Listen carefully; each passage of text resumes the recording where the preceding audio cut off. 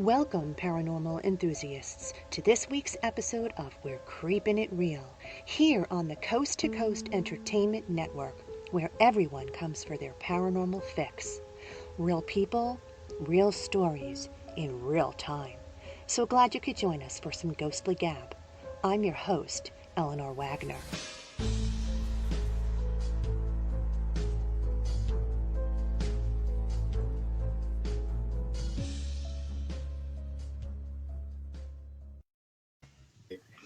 As always, I appreciate you hitting the subscribe tab, follow button, or show app on your podcast of choice. Everybody give a hello shout out to our coast to coast techie, Chris Mabry. He'll be working hard tonight to help us run smoothly. Remember, we welcome audience participation, so be sure to go to feed to comment on the chat line so we can get your questions and be able to answer them accordingly.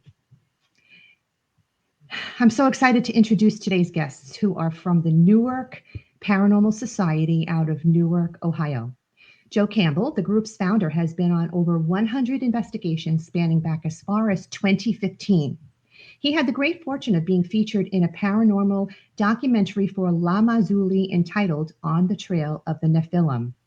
Bill Squires lives in Lancaster, Ohio, and has been investigating with his wife since 2012.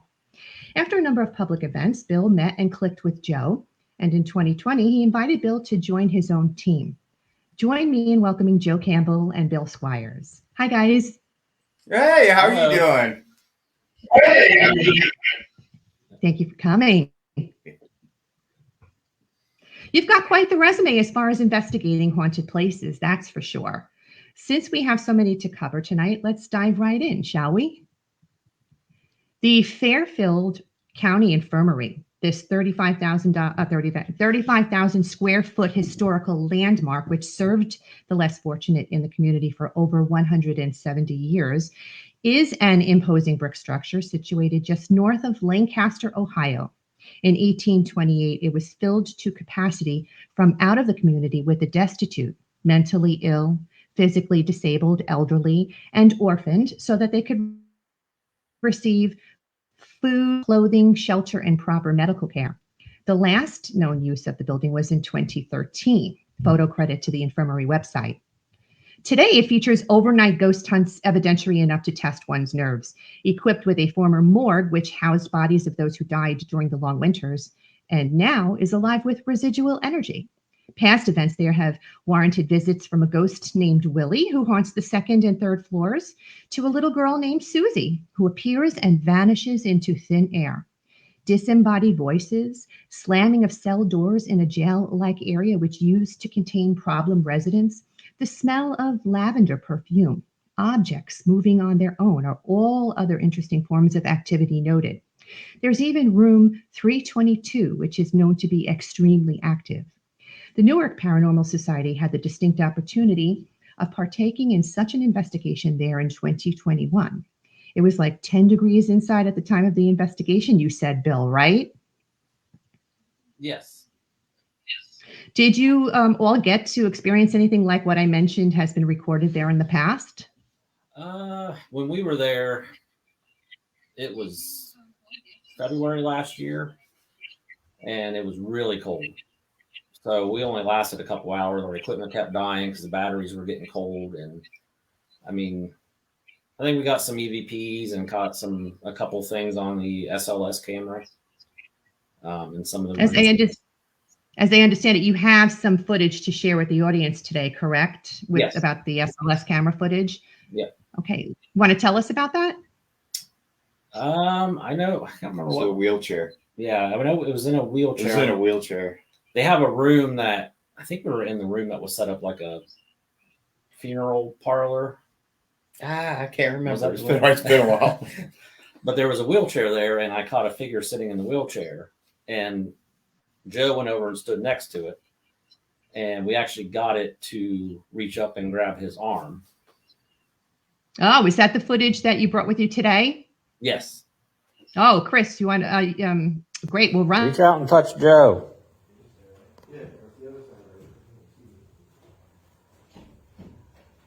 Am I touching it? Yeah, you're right. Oh, there it goes. Yep, he grabbed your arm. Did you grab my arm? Yeah. He grabbed your hand. Can you pull my sleeve? It's on my hand. Yeah. I can feel it. Ooh. So what did it feel like on your hand? It feels like static electricity, pretty much. It's even though it was freezing cold that night, I mean, it was terrible. But like, the reason why I asked it to pull my sleeve is because I couldn't really feel anything other than, you know what I mean? My hand was cold, but it wasn't to the point where like it was going to fall off or anything. But like, yeah. So like I was trying to see if I could get it to pull my sleeve because I could not feel it touching my arm, even though I had a hoodie on or whatever, and it touched my hand and it felt like it's static electricity at the time that just hit my hand, and it was almost like pins touching your hand. So there was no doubt it wasn't the cold, that it was something. No, that was it wasn't touching cold. you. No. Well, it would make sense because it coincided with the actual SLS footage at the same time you were experiencing that. So yeah, whenever we catch anything on the SLS, we try to get it to interact because I mean, I don't fully know how the SLS thing works. You know, it picks up figures that it thinks is there.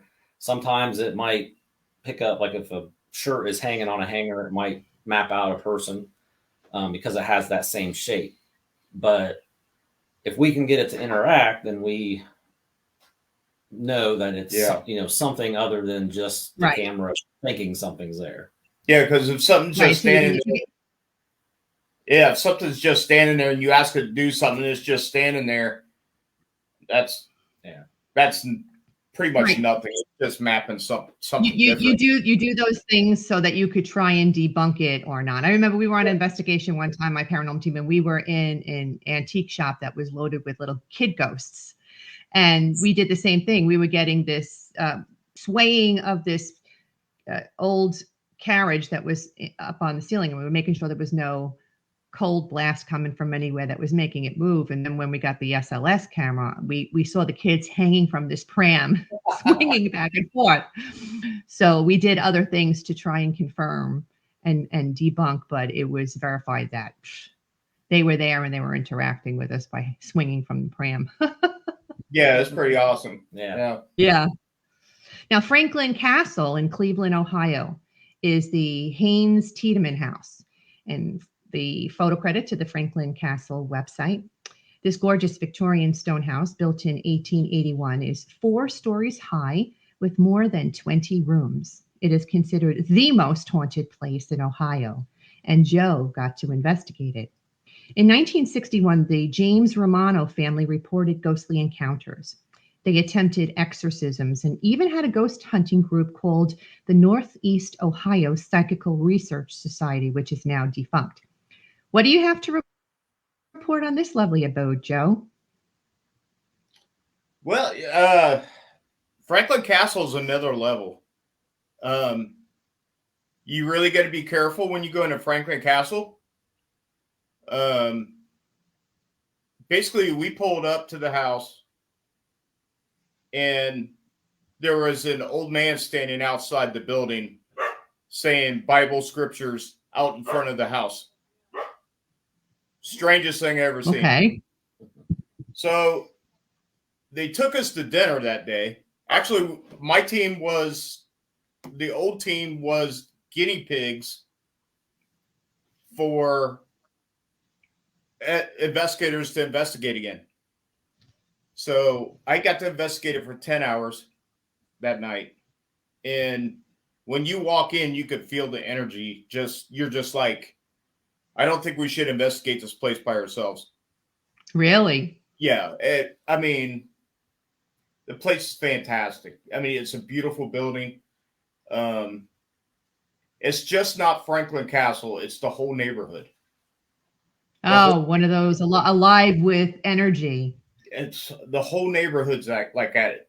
the only reason why Franklin Castle is so big, so important, whatever, out here in Ohio, is because of the way it looks. It looks like an actual castle. It was under construction at the time, and Like renovations to bring it back to its natural grandeur. Right. So Usually, that stirs up energy when people are doing stuff like that. So, but through the night we had over recorders, you could hear stuff laughing at us. We had stuff getting thrown on the floor in different rooms. You can hear it, and we'd go to it. We couldn't figure out what it was. we knew what that was. You could literally just hear it get thrown on the floor. Wow. I had an investigator chasing something around the house, and I told him don't do that. And he did it anyway, and something followed him home, and he couldn't shake it for, I want to say, 2 years. So when you go to Franklin Castle, you really need to respect what is in this place, because if you do not, it could end up something different for you. That's definitely rule number one, is respecting spirit, regardless of the situation, because I liken it to moving into an area where there's wildlife. Like, I live in farmland, but we have deer and fox and coyote and all sorts of stuff where I live. And I moved, a city girl, into this area, and I need to respect that wildlife because I'm in their space. And I look at it the same way with ghosts and spirits. You're going into their space, and you should be respecting them like you would respect another human being. You should be respecting spirit and death. Yeah, because I could literally sit in the living room, and I'll be seeing dark shadows walking past me. They were not worried. I'm sure they were wondering what we were doing there, but because actually the place, they didn't have anybody investigating the place since Nick and Katrina off their show. I can't remember the name of the show now, but no. It's that other one where they spent the night for 3 days. Oh, but the owners, they didn't want anybody else in the place because an electrician came to fix something in the house, and his wife or girlfriend or something like that came with him, and the caretaker's like, I gotta go to the restroom, I'll be back. So when he went to the restroom, the wife or girlfriend or whatever was running around the house taking pictures of the place. She was a photographer for a magazine in Cleveland, Ohio. So she published these pictures in the magazine. And I guess the owners got upset about it and said, I don't want nobody else in the house. And 3 or 4 years later, the opportunity came up. Can I just ask you something? Sure. I caught the part about she was a photographer for a magazine and she was taking a bunch of pictures, but I lost it after that. So I kind of think I missed the message that you were trying. What was she doing when she was taking pictures? She was running around the house taking pictures, and she published them in a magazine without permission. Exactly. So the owners basically said, I don't want anybody else in this house. Sure. So I believe they live in Germany, but I could be wrong. But so 3 or 4 years later, we connected with Franklin Castle somehow, and I can't remember. And I'm sure if I say what it is, my wife's like, that's not how it went. You know, but they asked us if we wanted to investigate. I said, absolutely. So we went in there all night long, and it was just, I have to say, it's probably one of my best investigations ever. It was just amazing being in that place. Yeah. Unfortunately, I wasn't on the team yet. Yeah. Well, you'll have to go back again if you get the chance to. A lot of the times we go back to places 2 and 3 times because, sometimes you don't get anything on that first, or you want to keep on seeing what you can pick up. Are you sensitive to spirit, you guys? Either of you? Have you been like that since childhood, or you just love the paranormal and just I know I don't really sense anything. I don't either. I mean, I'm not going to say I'm a sensitive or not or anything like that. I think it has to do with a lot of experience where I've been to and what the situation is, different things like that. Well, yeah, because we can go in a place and I can try to get EVPs or whatever, and I can't, I won't get anything. And he'll do the same thing minutes later and he'll get tons. Yeah. And I'm sure that's a really good thing, because then you know that what you're getting is legitimate too, because you've never experienced it before, you haven't, or you know that when it does, it's something for you that's verifiable. Well, an example of it was, I think you might have a video of it when we were at Post Town Elementary School. Yeah, we'll show that a little later. And for sure. We did like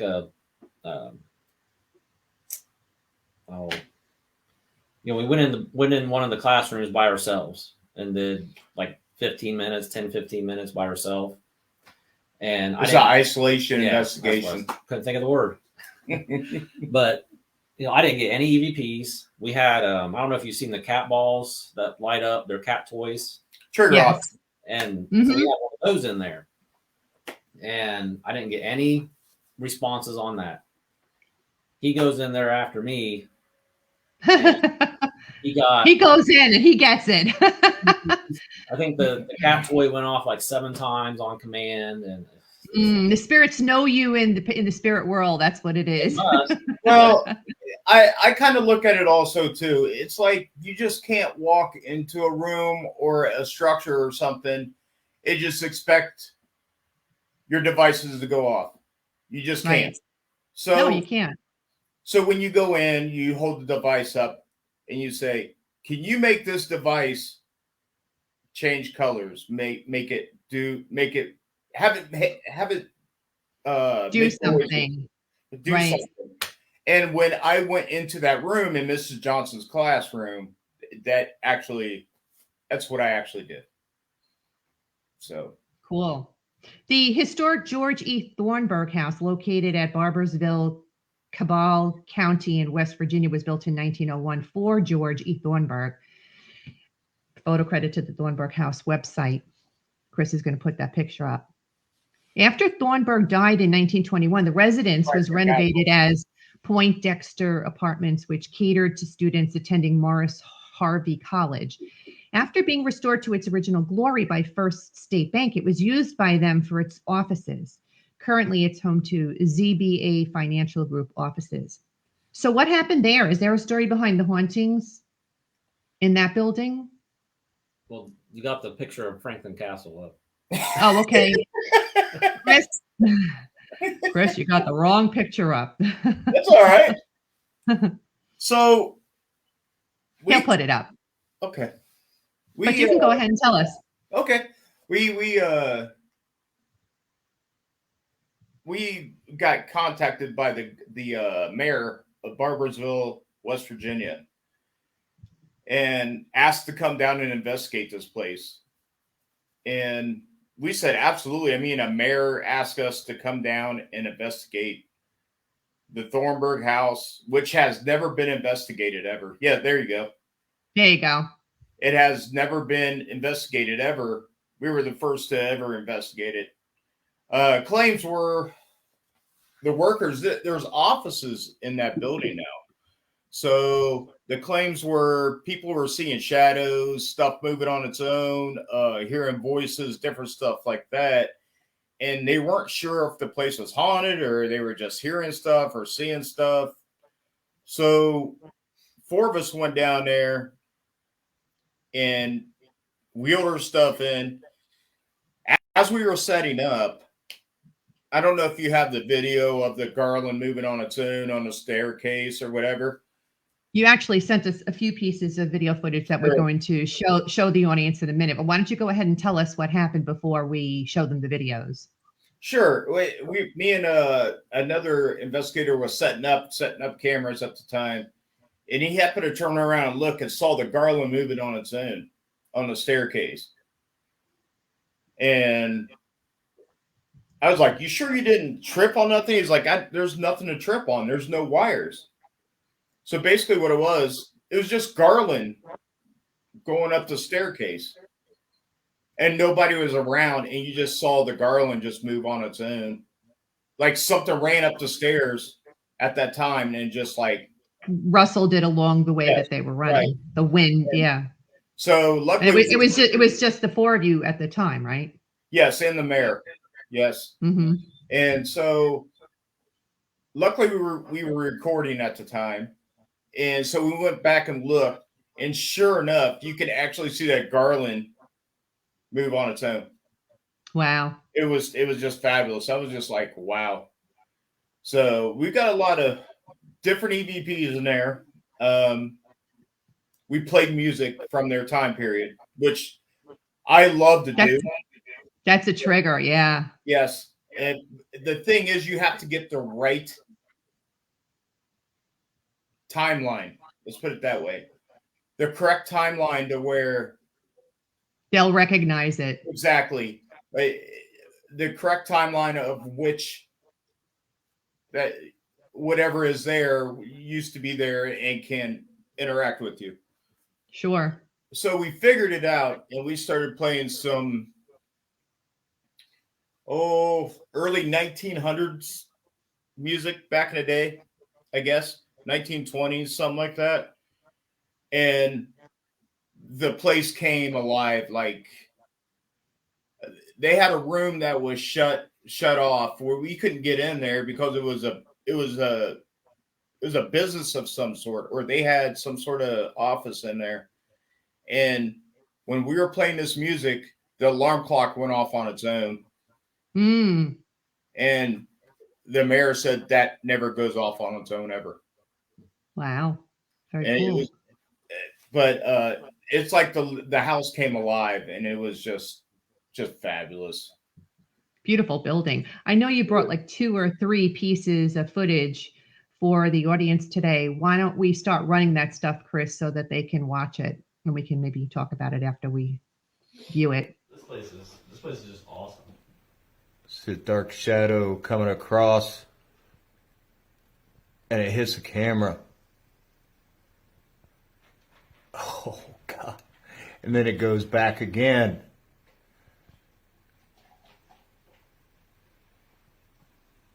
Fast. Wow. That was good. I like that. Well, very cool. Garland, that's on the post over there. See, it's a dining room over there where the arrow is. Look at this spot right here. You'll see the garland move along with the wire underneath. And then you'll see Alex come in because he's seen it. So this was in the beginning of the night. So here you go, okay? Watch it.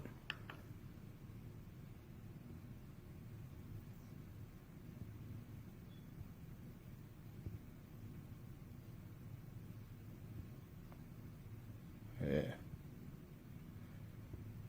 And here comes Alex to save the day. Yep. There you go. We couldn't figure it out. With a camera or something? Was he in another room? Yeah, he was down the hallway. We were and saying, he yeah. So how did he happen to know that the garland had moved? Like, how did he know that? I think he was fixing a wire or something that was laying on the floor, and he kind of picked it up, and he happened to look up, and he's seen the garland go back and forth on its own. The wire was connected to absolutely nothing. It was just hanging off the staircase. There's like a post or what do you want to call it?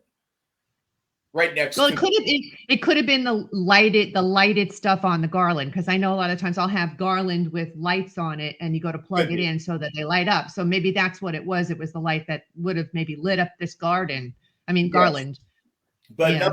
nothing was plugged in, because we checked along the wall right there. Nothing was plugged in. Nothing was No vents. Nothing on the floor. No nothing. I mean, it was just hanging there. Like Wow. Okay. And And it then was like just really out of strange. nowhere. So Did you guys go to check if there was a draft coming from somewhere that might have been the sure. cause of it? Yeah, we, you did. we checked everywhere, and we're trying to figure out where this came from. And there was no draft coming in the door. I mean, that building they took care of that building. And there's no, yeah, like Bill said, there was no vents underneath it. It was just, it just happened at that time. That was it. And we watched Wow. that all night long to see if that would actually happen again, to debunk it. And Right. that wasn't the case. It didn't happen again. Interesting. So it was a strange. Yeah, but I definitely get the impression like something ran by. Yeah, like or took Yeah, off like the something. stairs. Yeah. Like maybe even a kid running down the hall, and then it's going to shake things. It's going to shake the floor. It's going to shake the door and make it move. So, Sure. but there was nothing there. So, yeah, that's really cool. I like that. Yeah, Ooh. and the thing with the other picture or the other video was when a thing came into view and hit our camera and it took off. We were sitting. It was in a wide open spot. There was no windows around, and we were sitting in another room. And me and Alex was asking questions. The camera was right behind me, so all of a sudden you see over the video something come around really slow, like it was coming around the walls, came up behind me, and you see it, the camera moved on its own. It hit it. And then I know exactly the time that it did because I was sitting there, we were asking questions, we were being quiet, and I heard a thud in back of me. And of course, when I was like, "Hey, Alex," I was like, "That's right behind me." Right. So we go back downstairs, and I have a guy sitting at the computer or at the monitor watching it, and the mayor's standing there going, "Oh my God." Sometimes they're anxious to go on these investigations, but are sorry that they went because they didn't know what they were going to be in for when they actually go on them. He didn't But he didn't stay all night. no. I wonder why. Yeah. I know that when we're on an investigation, a lot of the times when we're sensing something or we have something going on, if we'll take a lot of pictures or we have the video going or the audio, it's oftentimes at that time that we were sensing or feeling something when we go back to listen or watch that we've unearthed something, whether it be an orb or an EVP. And it just, like I said, verifies the fact that what we were sensing or feeling at that time was something, in fact. Yeah. Now, the Gill House in Galion, Ohio, whose family line dates all the way back to 1818, was built in the first decade of the 20th century by one of the Galion founding families. Gill House photo credit to the Gill House website. The 6,000 square foot mansion boasted many a celebrated guest over the years behind its doors. One of the area's historical landmarks, it has had its share of visiting spirits as well. You guys help and promote public hunts for them, correct? Yes. What is that all about?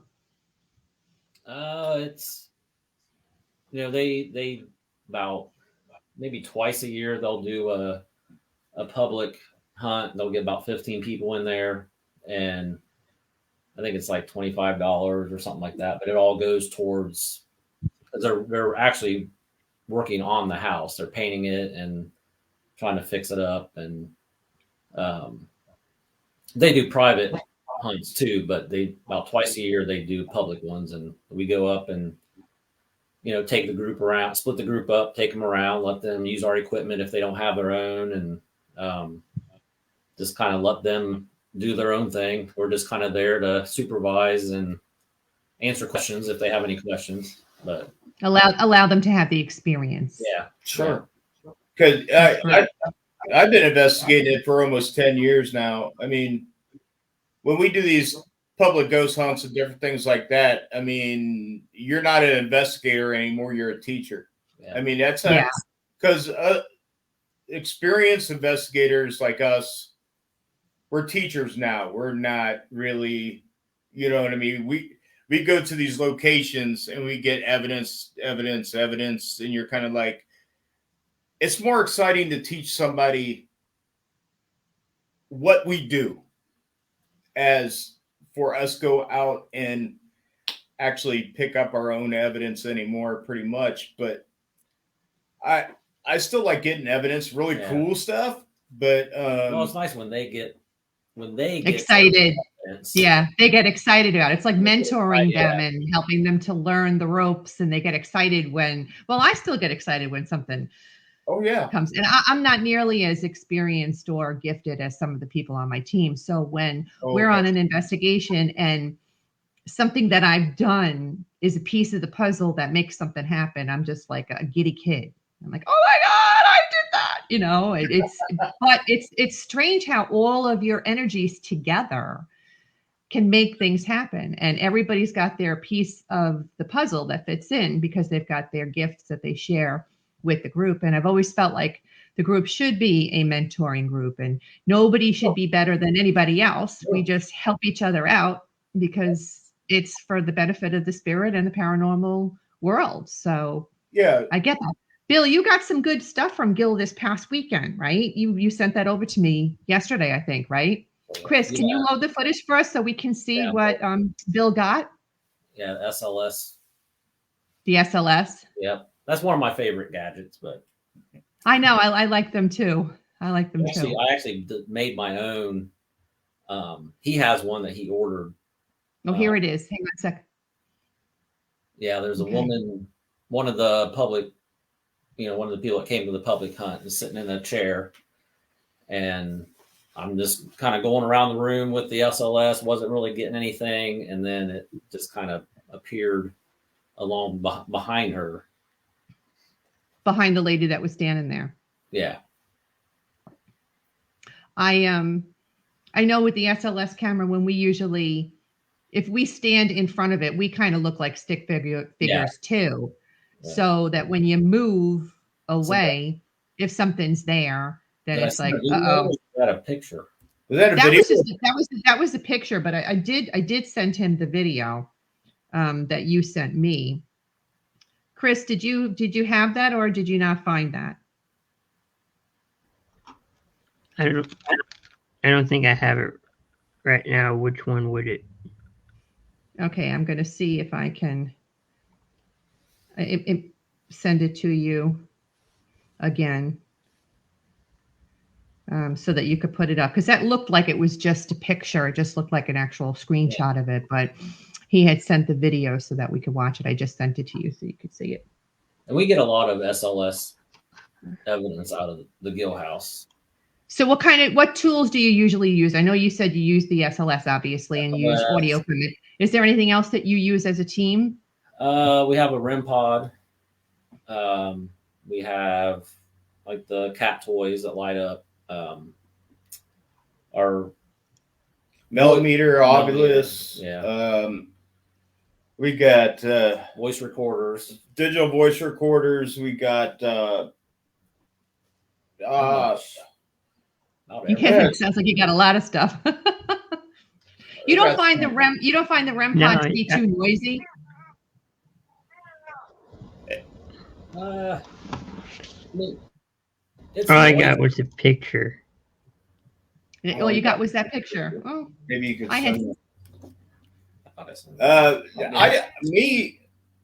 It doesn't bother me any. I mean, it lets you know if something is doing something like changing temperature or something hits that antenna, like the energy hits the antenna, or and it goes off. You can hear it through the house, which is pretty amazing. I like the REM pod. I mean, it's pretty good. But me myself, I'm pretty much a digital voice recorder, camera kind of guy. Bill likes the techie kind of stuff like the SLS camera, and I did send the picture.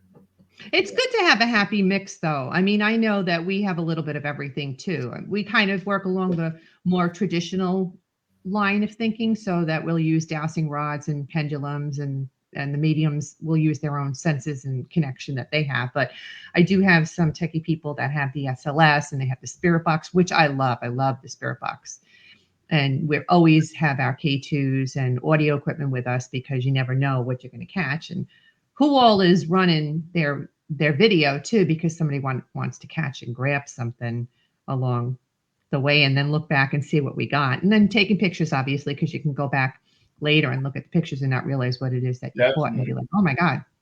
Right. Definitely. Some of my best catches have been in photographs that I didn't find until later when I went home. The Gill House also was my very first investigation. Oh, okay. That was seemed like 100 years ago. And I went with a different team. I joined a team back in 2014, 15, whatever. And I went on an investigation to the Gill House, and I caught my first piece of evidence, and I was hooked. Really? That was it. I mean, so we were going to go to a glass museum or something like that in Cleveland, and this guy decides to cancel the ghost hunt so he could go play frisbee golf. And I was like, you got to be kidding me. So I just basically, I told my wife, I said, I'm going to start my own team. Good for you. And I did it. I mean, a lot of traveling. I promise, a lot of traveling. I'll bet. Chris, we just sent that over to you. Did you get it so you could put it up for the audience?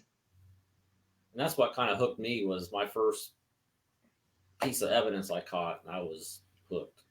It gets you excited. Yeah. I know. I've been going on like weekend outings with girlfriends of mine for years. Like we'll pick a location and go for overnights. But when I was writing my first book, Sussex County Hauntings and Other Strange Phenomena, we had the opportunity to go in an old mine, which is local to our area. And it was really, I was just interviewing them for the story for the book. Oh, here's the footage. Let's watch this footage from the Gill House.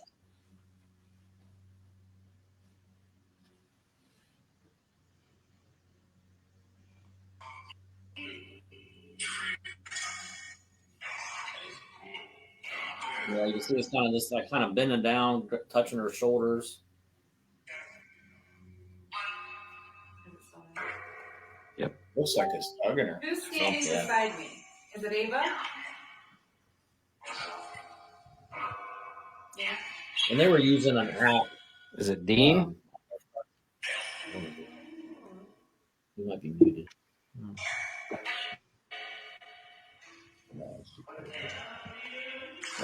Oh, dang it. Then it like stands up and disappears.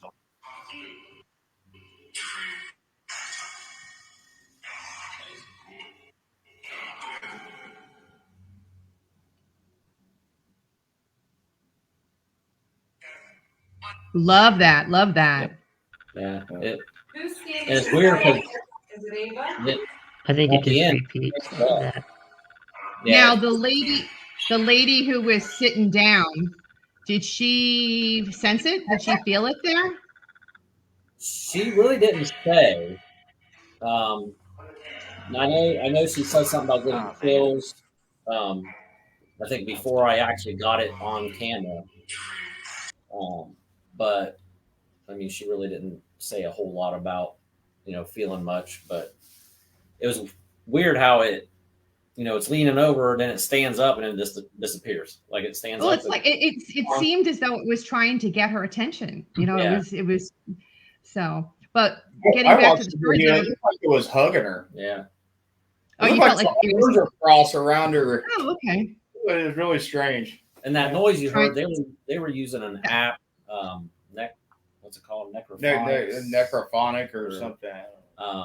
That's an app you can download on your phone, kind of like a spirit box or a portal. And I mean, we don't use any type of app on our phone. I mean, Yeah, me either. We don't either. no, Yeah. your cell phone is not equipped, doesn't have that type, those sensors and stuff like that that the actual equipment has. And I don't feel like you can really trust it all that much either. Yeah. So, So. they enjoyed it. I mean, they were that's what it was about. That's what it was about. Let them do their thing. That's all that counts. That's all that counts. It was kind of odd. They kept getting a name, Ava, and that was the name of the mother-in-law who she died in that upstairs where we were. Oh. All right. Well, there's connection. Yeah, I love when things come full circle like that. There's a few things that came up on it that I was like, made me question, maybe it is working. I mean, but sure. You never know. Yeah. True that. If a spirit wants something to work, I suppose it'll make it work, right? Yeah. But they got excited about it. That's all that matters. Just give them the experience of what they think. And if they get into this field like we are, and because we love this field so much, and we, if we could get paid like a full-time job with insurance and whatever, yep. This is what I would do for a living. I hear you. Retired. I hear you. But, well, we were talking earlier about that first piece of evidence that got you hooked. We were at that mines that I was telling you about, and I was able to bring the paranormal team in. So I created it because he had asked me to bring my paranormal team and I didn't have one. So I had to throw one together. And that's actually when my paranormal team, the Lady Ghostbusters, was first established. And we've been a team ever since. But we all had our cameras rolling. And the mines are, if you want to get stuff, go to a mine. Oh my God. Amazing stuff. And at this one point, we had the cameras, everybody had their camera rolling. It was taking things from different angles. And at one point, we had this interactive smoky mist that was communicating with us and responding to what it is that we were asking it to do. And as I said, everybody had their cameras on. And after an investigation, everybody sends me what they have because I usually use it from my website, or when I'm writing the chapter, I use the evidence to help me write the story. And so I went through the footage and picked out the one that I thought was the best out of all the footage. And I sent it into Paranormal Caught on Camera, and they liked it so much, they ended up doing a feature on us on one of their shows. Oh. So that had me hooked. That investigation had me hooked. From that point on, I was like, okay, we're going to do a lot of this if I can do it. So, I know the feeling of getting hooked. Yeah, that's one show I do watch. I like to watch people's, because it's not like the other shows where they go in a place and investigate. It's clips. People send in clips of stuff that they've caught. Yeah, so, it's interesting. I don't watch the shows, and the only thing I started watching was the Holzer Files, which okay, about Hans Holzer. Yeah, Hans Holzer, which I did like.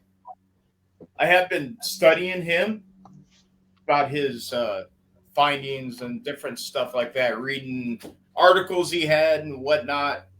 But I don't watch Paranormal Caught on Camera or whatever it is. But we do work with Brian Cano too. So that's cool. I don't I usually don't watch the shows. But we do work with Brian. That's cool. Yeah, now you mentioned the Hinsdale house, which is located on McMahon Road in Hinsdale, New York, has all the elements for a good ghost story: a mysterious history, strange sightings, unexplainable events, and even an exorcism. Photo credit to the Hinsdale House website. Owned by the Dandy family in the 70s, they lived with spirits regularly and even underwent an exorcism. Occupants from that point on never remained in the home for long until Daniel Class purchased it and opened it up to paranormal teams for investigations. Joe had the opportunity to be on one of these investigations in 2019. By the looks of it, it really looks pretty unassuming at first glance, no?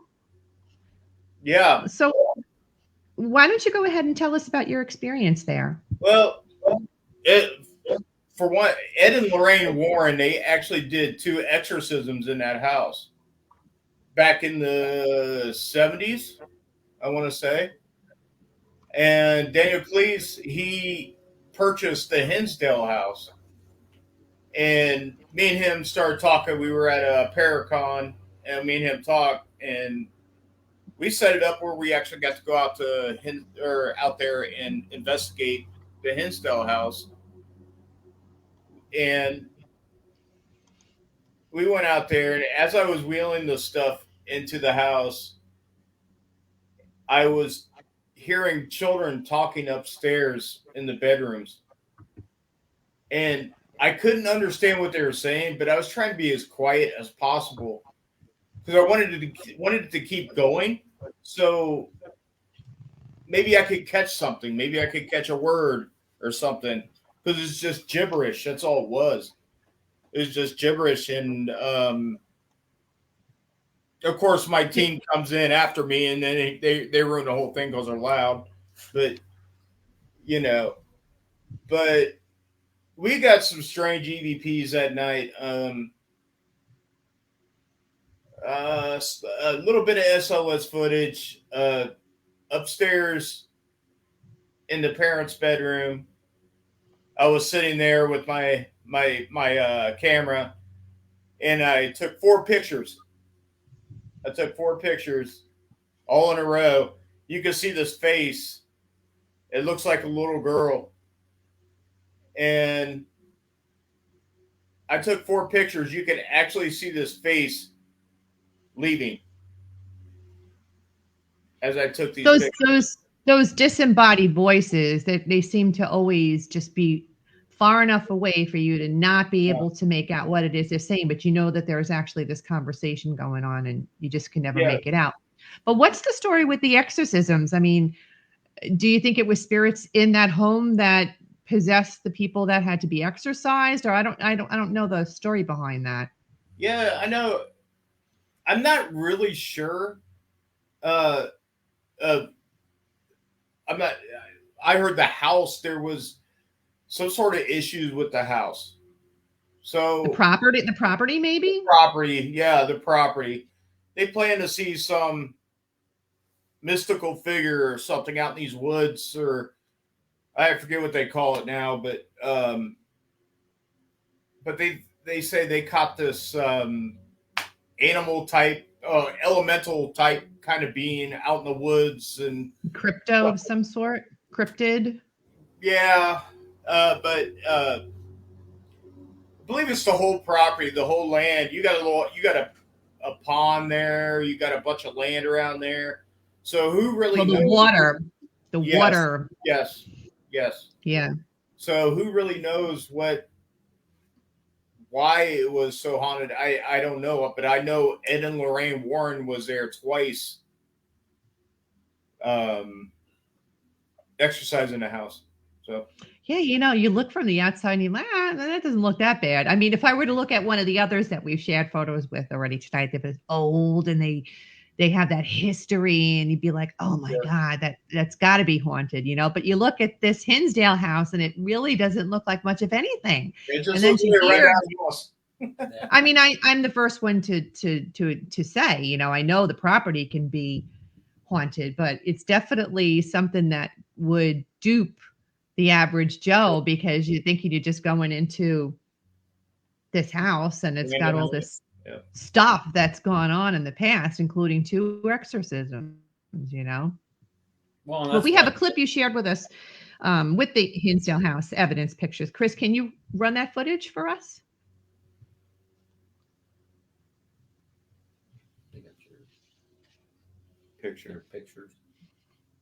Pictures of the face. Yeah.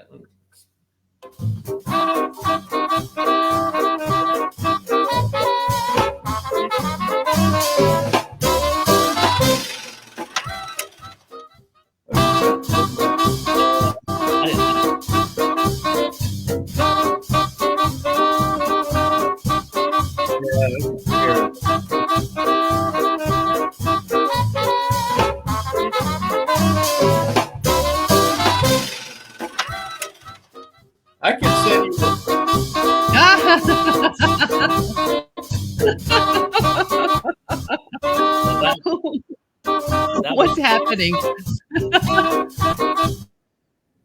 That All was right, a so that video doll that was next to the doll to the to the left. to the left, and it was hard Yeah. to see in there because that's all I had was the video to send that he Right, made. right. I But- should have thought about that. But yeah, But each picture, the face gets less and less. I could send you those. I got them. Oh, as you're taking the pictures. Yes. Well, you have it on a YouTube channel, don't you? Yeah. So what's the YouTube channel so that the viewers can go to it after we're finished and they can go and look to watch the footage that you have? So YouTube is just Newark Paranormal Society on YouTube. Okay. Yeah. All right. So then they can just go there and they can see all your stuff and be able to actually listen and watch. As I understand it, you do a lot of investigations in private residences as well, hence the location privacy aspect of our discussion. One investigation you did in Lancaster produced some pretty cool orb footage. I know there's always a huge debate and division over what's an orb and what's not. My own team suffers from the same debate at times. Want to tell us the story behind this investigation? so the woman that lives there, she got a hold of us. I actually know one of her friends, and because she had a 2-year-old daughter, and her daughter kept saying, there's people behind her bed or under her bed talking. I mean, you imagine a 2-year-old. Oh my gosh, that's creepy. I had a ghost in my house as a kid, and it scares the shit out of you. I can't imagine what that poor kid was probably terrified. She would actually talk to it, and like she would hear her talking, and her and her husband would be. One time she said they were sitting at the table, and their daughter was down in the basement in the playroom, and they knew she was down there. Well, all of a sudden they heard something run by the living room and go into her bedroom. And they thought it was her. So she gets up and goes in there to see what she's doing. Well, she's not in there. She's still in the basement. And it doesn't seem to bother them. They just kind of wanted verification that they weren't crazy. Right. So the video I sent you is we had a camera set up pointing towards the little girl's bed. Mm-hmm. And we're not big on orbs either, but this one, I mean, it was different. I love a good orb. I really do. In fact, most of the time, I'll take whatever something appears to be an orb and I'll send it to people in the industry that I know, and I'll ask them their opinion on it. Yeah. To see if I align with their opinion. Yeah. Because there are some of the people that have been in my group that are always immediately saying, no, it's not an orb. And I'll be like, I don't know about that. You know, so I'll end up sending it on to somebody else just to get their opinion of it. So. Yeah. I mean, it changed directions. You'll see in the video, it changed directions like 3 times. And then actually at the end of the video, it actually splits into like 2 as it's drifting. Okay. So, and that's the footage that you sent to me, right? Yeah. Yes. Okay. You want to run that, Chris? Can you show the viewers the footage? The home in Lancaster, Ohio. Yeah, I'm getting it. Sorry. My computer's slow at the moment, so. But I do have it. And we caught some good EVPs there also. Yeah. Of course, I didn't send them all to you. We'd be here all night going through it. Well, we can always go to YouTube and watch. But what were some of them? Facebook, our Facebook page. We have a lot of them on there. Oh, you do have them there too. Great.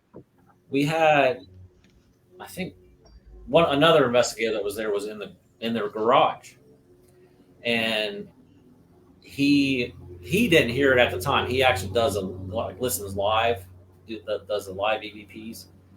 But we went back through and listened, and you can actually hear a little girl like, "Help me!" say "help me." Oh, really? Oh, that's so sad. This is like what, 2 in the morning? Yeah, like 2 in the morning. It was crazy. That really bothers me when it's kids that are asking for help. That really, really bothers me because a lot of the times if it's a kid. Yeah, they don't even know they're dead. You know what I mean? Yeah, and we thought we had some REM pod action too. I think he's got the footage coming up. Hang on a sec. Yeah, here. Oh, now these are the Oh, these are that's the pictures. It That's is Skill House, right? yeah, that's the face. That's the face. I can see the face. Yeah, I could see the face. Yeah, I sent you 4 pictures. You can actually see that face leave. Wow. Yeah, I mean, you could see the shaded part under the dark circles under the eye. You could see the nose. That's cool. And So possibly the hair.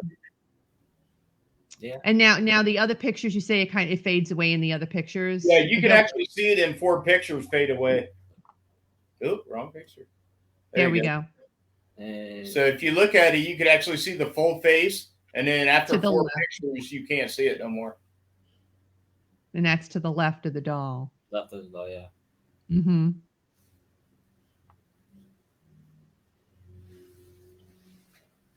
That's cool. Because I was like, well, maybe it's a doll. So we went there and looked. I was like, that doesn't make any sense. And then I looked at the pictures after I took 4 continuous pictures, and you could actually see this face just dissipating. Well, that first one was a great catch of that face. That was just amazing. Sure. Yeah. And now you're going to run the orb footage from the home in Lancaster, right, Chris? Yeah, I believe. Yeah, I have that home. No, I have it. Yep.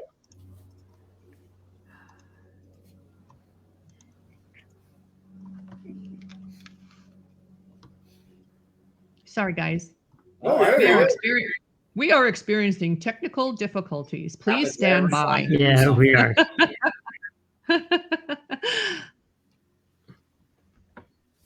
But in the video on the bed, you'll see like a box. It's actually a music box that we made. It's just a Doppler motion sensor. Was that going to be like a trigger? Were you trying to use it as a trigger? Is that what you were doing? Yeah, and that's what we had it going off. Between it and the REM pod was in another room, out just the living room, just outside the bedroom. And I remember there was a point at the night that the music box would go off, then all of a sudden the REM pod would stop, and the REM pod would go off, and then it would stop, and then the music box would start again. Like it was running back and forth from each thing. And do you think it was the spirit that was doing that was messing with it, right? I mean, I don't. I think that in that room itself, because we investigated the whole house, I think that room by itself, the child's room, was the most active place in the house. Yeah. And who knows why. I don't. Okay, let's see if it comes up now. It's coming up. Okay.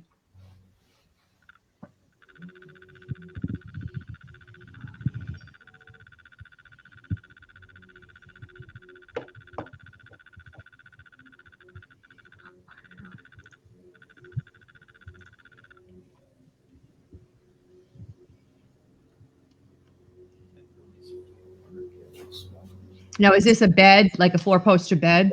Yeah, it's a kid's, like a toddler bed. Mm-hmm.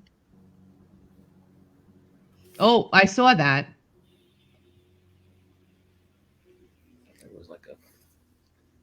Yeah, there it goes. It comes. Yeah. Oh, yeah. Mm-hmm. Yeah, it comes in from the right. Mm-hmm. And goes across the bed, and then goes down, and then comes back up. And look at that.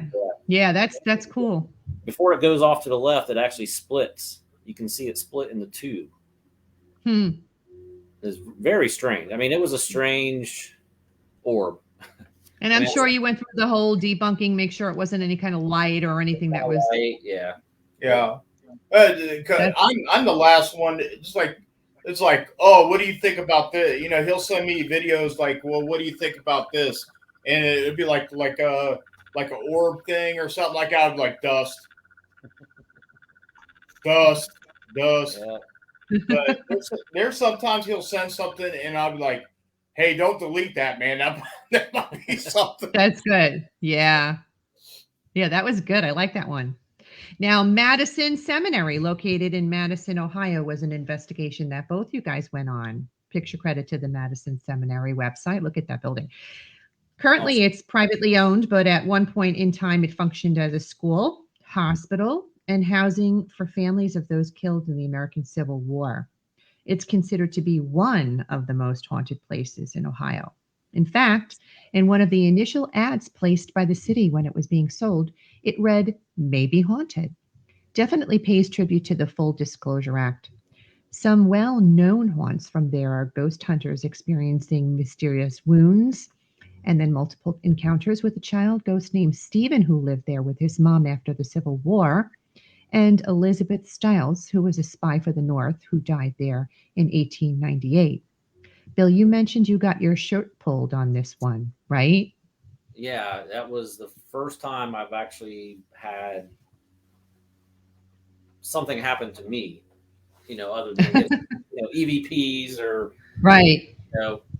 And I mean it startled me. I'm sure. And I tried to debunk it. My back was to an open door that led out to a hallway, so there wasn't anything behind me, and it's just like it grabbed, like I could feel it, like pinch my shirt and pull it out and like snap it, of course I spun right around and there's nothing there. But what was strange about it, we were there helping one of our friends. They were trying to do we were filming for like a documentary they were going to do. And the girl that they had a camera. It actually was messing with her. Something was messing with, like touching her leg, pulling on her shorts or her hair or something like that. And Joe, actually, he was in another room that was connected to that room. And he told her to go over there by him because it kept messing with her. I switched her spots. Yeah. I switched her spots. Okay. Something grabbed her. Yeah. And so I told her to come over where I was standing at, and I would go over where she's at. Yeah. So, because she never investigated ever. She's never done this before. So it kind of freaked her out. Yeah. Oh, bad. Yeah. And so I switched her spots, and I was standing there for a minute. So I went in the other room, and I sat there in this chair, and they were asking questions in the other room. I wanted to see in the room that it was connected towards with the other room to see if something would actually happen. And sure enough, I literally seen something walk across the room and go into that room, and it accosted Bill. Yeah. Wow. Yeah. Well, they say spirits connect with the ones that they want to connect with, so they were trying to get your attention for sure. Tried to get it to do it again, and it didn't. So, yeah. Even though it scared me at first, I was like, "Hey, can you do that again?" Yeah, and it didn't though, right? It was just that once. Just that one time. It only takes once to convince you. Yeah, and we got some really good EVPs there. We heard two women talking. I think there was more. It could have been. We were all in a like a dining room area, and you could hear a conversation coming from down the hall. It was right behind me. Yeah, and we were the only ones there. Those disembodied voices again, man. Nobody was talking at the time, and you can hear women talking right behind me in the hallway. Yeah, and we were in the women's. Yeah, we were in the women's part of the seminary. Oh, okay. Yeah, and so because that side I was like, who's talking? Yeah, that side of the seminary. Civil War soldier. That's where they would send the wives of soldiers if their husbands died, or because I think back. Okay. They couldn't own land or they'd go off to war, and the women would go and live there and wait for their husbands to come back. Yeah. And of course, sometimes some of them didn't, and then you have, that's how it was. Yeah, and I don't think I sent, because it was a longer video and I couldn't get it to trim down. But there was a part where we're in that same room, and you just hear a scream, a woman's scream, and it sounded like it was off in the distance, but you know, who knows? But in that room, the story was that the woman that was in that room was shot. Oh. They think she was murdered, or well, I think they say she Was committed who? Was who? It was Oh, Susan. okay. Susan, Mary. Mary. Well, they say her husband killed her. Her husband killed her. Her husband. Well, I think he killed tried her. to say she committed But suicide. it's yeah. But it's folklore. It's pretty much like, you know, this actually happened, but in time something else happens. You know what I mean? So it's the story changes. Yeah, the story changes like 100 times. You know. Yeah. So who really knows what actually happened? But yeah. Yeah, it's a. But that lady was screaming. It might have been like the residual energy from Yeah, absolutely. the event, the actual event. Yeah. Wow, that's sad. I caught on my night vision camera. I actually caught. We were in one of the bathrooms where a woman died. A woman died in the bathtub. bathtub. Died in the bathtub. And I actually caught. It wasn't an orb. It was like rectangle. It was something manifesting coming out of the wall. It came out of the wall and then went off to the right. It came out of the wall, and then it looked like it was walking along the bathtub. Yeah. An actual figure, or was it a shadow? It was manifesting at the time. It was just a shape, like yeah. Really, it didn't look like anything. It was just like, you know. It was. I tried to send the video, but it wouldn't send. So. At first, it comes out of the wall, and then you can actually. It starts to manifest into something bigger, walking down the bathtub. And it looks like something was walking. Huh. And he sent it to me at first, and I told him, I said, it's dust. And then I looked at it again. Hey, save that video. Well, I think come on, don't be so quick to say that all the time. Oh, he is. He doesn't. I don't like crappy evidence. Yeah. Well, you looked at it on your phone at first, and then when you blew it up on your computer, it. That's you could tell that it was actually somebody. Newark Paranormal Society YouTube. They can watch it on there. It's the long version. Well, you guys did an investigation in a Mansfield, Ohio residence. How did that investigation come about in the first place? I just tried to send that video to you. I'll see. The first time it didn't work, but okay. The Mansfield, she messaged you.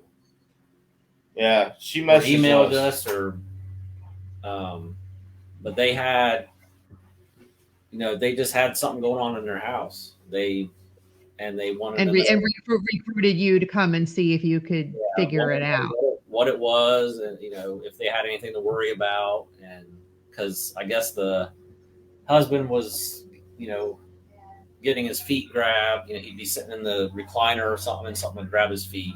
And they actually didn't sleep in their bedroom upstairs because of all the activity up there. Oh wow! Yeah, they slept downstairs. So they actually used. Was it an older home, a newer home on the property? It was about. And what did it end up? It was an old. Oh, really? And what did it end up being? What did it turn out to be? They were playing with a Ouija board in that house, dude. Somebody was playing with that's bad. Juju. Good. We had a medium with us. She's a fraud. I still say she's a fraud. But they were there. We're kind of testing them out, and which we caught SLS video, and you saw it was actually it was like a fight between. Yeah, that was. Like she claimed she had a guardian, okay, and that protected her from whatever. and the two figures. You could see her standing there, and then there was something in front of her, and it was actually pushing the other figure away from her. Oh wow! And I wish I could have got that to send to you because it's. I mean, we laughed. Is that what you just tried to send me just now, Well, or that was the bathtub from Madison? the bathtub? Because I know that you did send me something from the Mansfield home investigation that we have some footage. The first time So I caught something. I saw something actually move on its own. That's the one you sent us. Yes, and we tried to. Oh, here it goes. Yeah. Here we go. Movement on camera. Yeah, my little short video. This is the saddest pitch ever.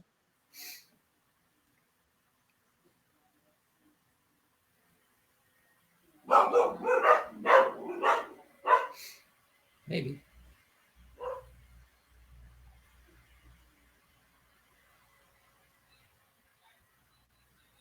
There Oh, it here we is. go. There it is.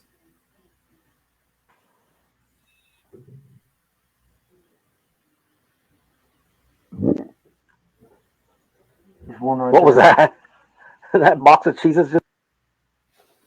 Let's see if It was dragging. yeah the video. Yeah, the video is dragging. Dragging a little bit. That's Kind of lagging, yeah. Yeah.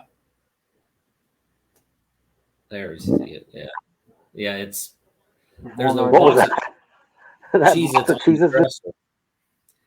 And we walked in the room and was kind of just panning around, and you can see it tip. And you can actually hear it hit something next to it, whatever was sitting next to it. But nobody caught it at the time. It wasn't until later when you went back. Well, No, we seen it. We He saw seen it. I didn't. you saw it. Did see it. I didn't know I caught it on camera Ah, okay. until I went back and looked at it because I was just kind of What was that?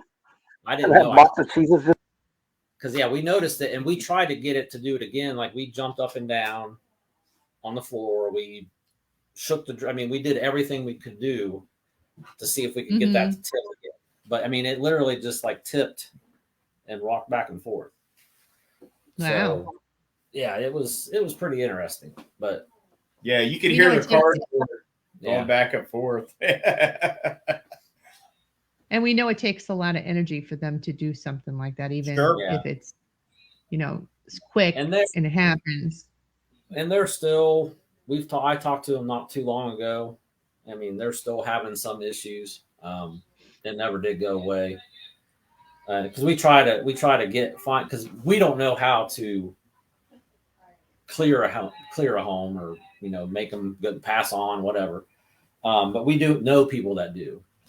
Right. I have a member on my team that cleans and clears houses. And You're lucky. Yeah. Yeah. Yeah. There's a couple from a different team from This is the saddest pitch ever. that's also in Ohio that we have used before. But I mean, I used to have a medium that used to run with us back in the day. She ended up moving down to Florida. Lucky her. But she moved down to Florida and kind of got out of the whole deal, whatever. And it's very hard to find a medium to work with you. Someone that's credible, somebody that could actually do this. Well, Newark Society is looking for a medium. So if there's anybody that's out there listening and watching right now, get in touch with them. Go to their Facebook page and message them and tell them, here I am. Yeah. Yeah. You never know. It might warrant somebody for you. Because we don't like to go in a home and stir things up No. and then leave. Sure. Or we try to help them. Like we have a possible case coming up. The guy thinks he messaged us last weekend and thinks there's something demonic in their house. It's but that's like a rare. Yeah. But that's like a rarity though. It's not every day that you're going to come across something with evil spirits in it. I mean, it's really not. I've only came across that once, maybe twice.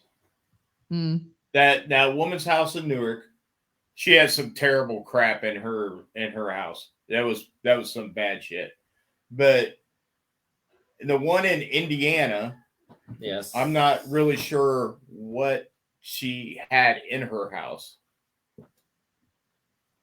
So yeah, which I sent you EVP. Yeah. Mhm. Yeah. Uh, Bill tells me, Joe, that you've had a great story to share from a tire shop in Mount Gilead that you investigated. a what? What happened there?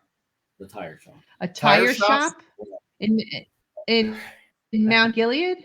Great story. I mean, it's just Well, we're investigating. I met the owner of the tire shop, DC Tire Shop. His name was Dave. So we were going to the Gill House one night, and we were at Wendy's, and he was like, "Hey, my garage is haunted." I'm like, "Okay." I'm thinking like a a home garage, like okay, what? And then he's like, I own a tire shop in Mount Gilead. I was like, oh. So we set it up to go out there, and we went out there. Actually, everybody was downstairs in the basement, and I was upstairs. So I had the bathroom door closed. Claims were that the bathroom door would open on its own. So we had the bathroom door shut with the light on. And I was standing at the monitor. I had to go out to the bay of the garage to get something.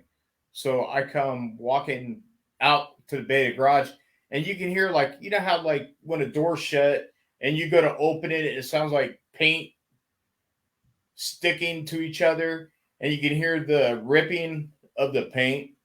Mhm. That's what it sounded like. And I turn around, and you can see the door just get thrown open. Oh. So I'm like, okay. So I went back, and I looked inside, and I shut that door, and that door did not open again at all that night. We tried to debunk this, what had happened on camera, for an hour and a half. We couldn't debunk it. Then you couldn't, but wow, that's cool. No, we could not debunk it. We tried everything. So I'm standing outside, and and a cop comes rolling up, and he's like, "What are you doing out here?" I said, "I'm investigating a tire shop." He's like, "For what?" I said, I'm a paranormal investigator. I said, "You want to see what I got?" He's like, "Sure." So we start walking in. I walk in. He walks in behind me.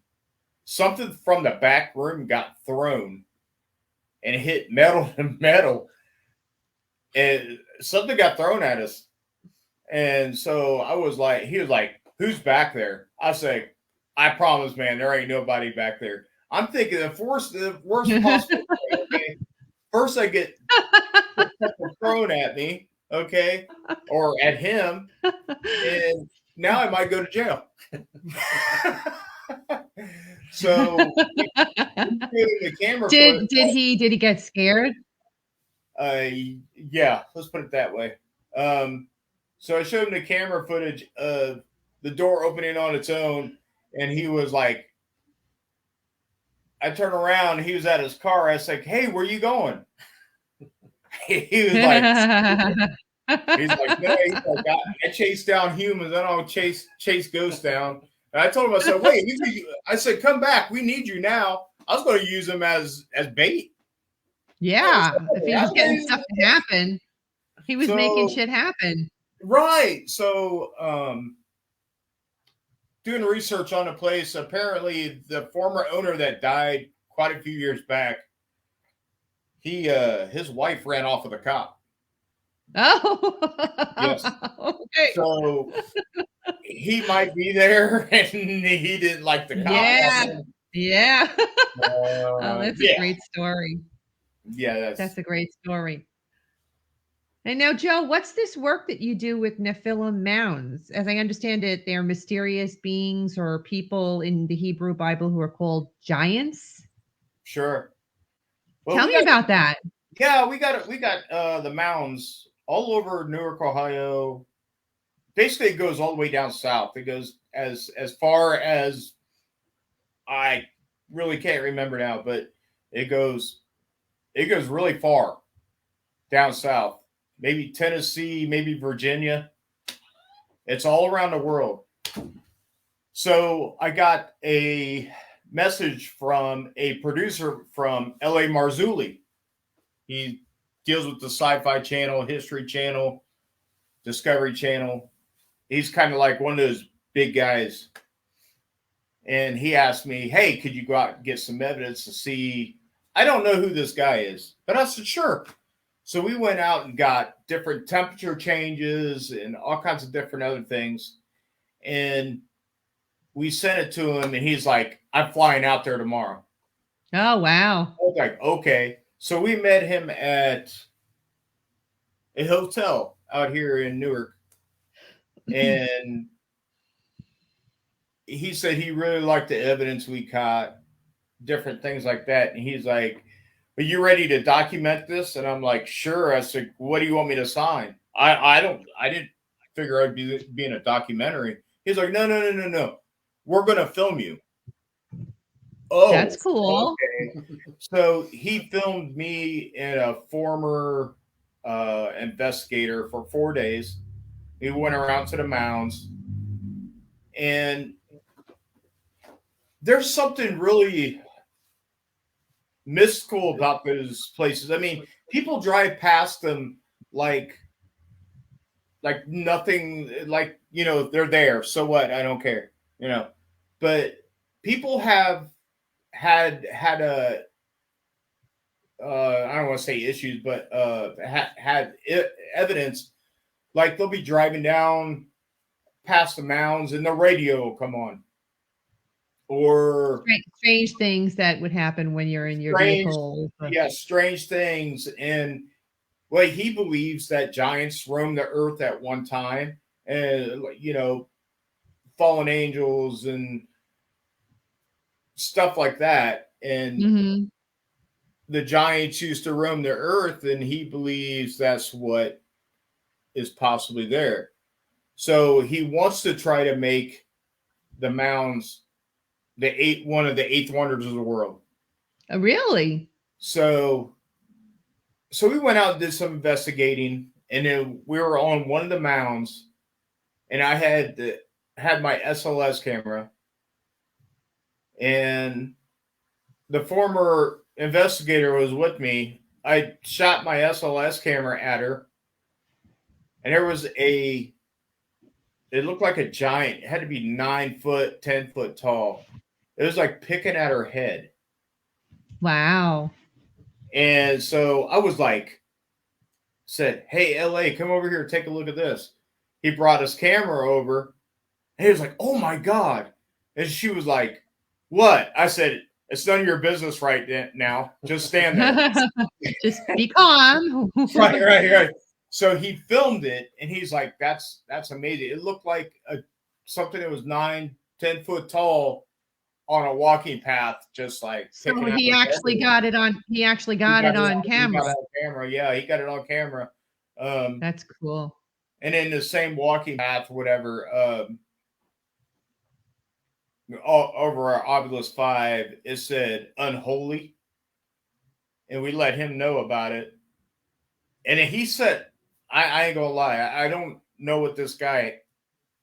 I ain't never seen anything like this, but we were standing in this walking trail, and he was like, I'm going to say a prayer, because he's like he's a big Christian. He's very religious. And he said a prayer. When he was saying a prayer, it's like you didn't hear any birds. There was like, this is the middle of summer, and I was like, wait, where's all the birds? Everything just stopped. The crickets, the birds, everything. Everything stopped. And I'm just standing there like, are you kidding me? And then after he was done saying what he had to say, over my Obelisk 5, it said holy. I'm like, are you kidding me?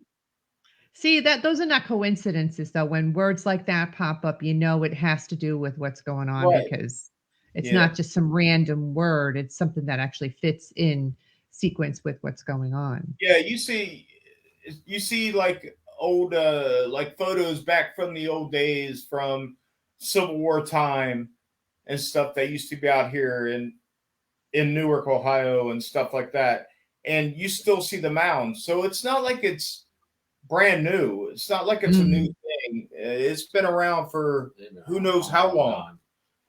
So, but he's coming back out in August, and he messaged me and said, listen, he said, he's like, I'm doing another documentary out there. He's like, I need you in my documentary again. Okay. Good. That's great. In August, and tell him to get you a copy of the first one. You've still I haven't even seen the first one I was in. Oh, yeah, you got to get that. That's a memory for sure. So, I mean, how many opportunities like that come in a lifetime? You know what I mean? I agree. I mean, I was on the news out here one time over to Celia Rose house. Guy from USA Today wanted to do a thing on most haunted places in Ohio. And so took him to the Celia Rose house. And by the time he left the house, he was scared to death.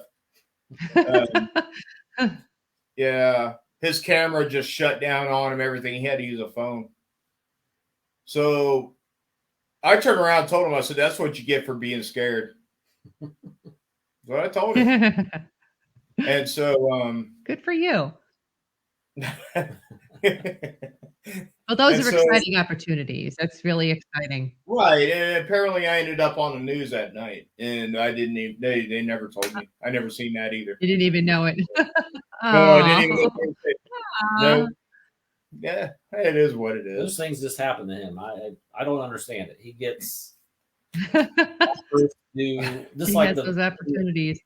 The thing with Brian Cano. I mean, that just kind of fell in our lap, and right. It just stuff like that's always happening too. Well, that's a lot of exciting. That's a lot of sleepless nights. A lot of time in a car. A lot of in cold attics and cold basements, and that's what it's all about. Work. You have to put work in to have people say, hey, who's this person? I mean, it's not like I went out trying to look for fame or fortune or anybody know who I am. It's like I fell in love with this field. That's why I did what I did. And then if people know who I am, cool. If they don't, they don't. It's not, it's about the field I'm in. So. Well, you guys did an investigation in Newark, Ohio, in a residence where you actually got a demon voice on audio. That would freak me out. What was with that? I wasn't there for that one either. So I went in for talk to this woman that lived there by herself with her cat or dog or something. I don't know what it was, but we did a pre-investigation, and I had a recorder running. So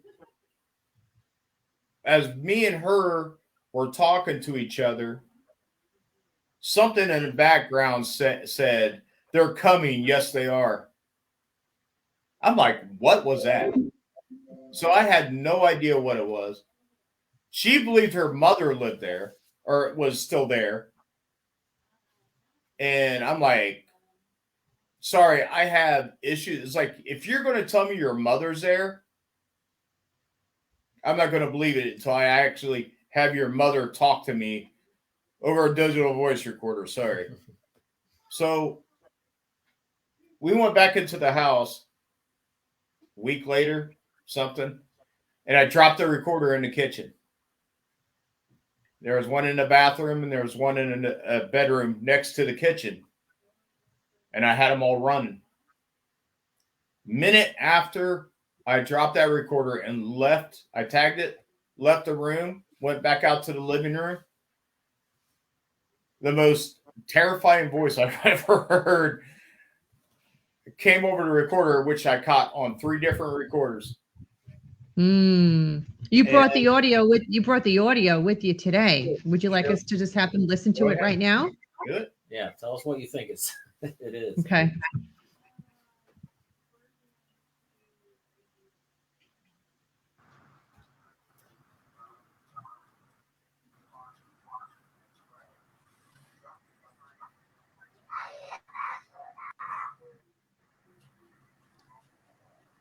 Ooh. Well, I definitely heard that. I don't know what it was trying to say, but it was definitely freaky, man. Yeah. Play it again, Chris. Yep. Oh, man.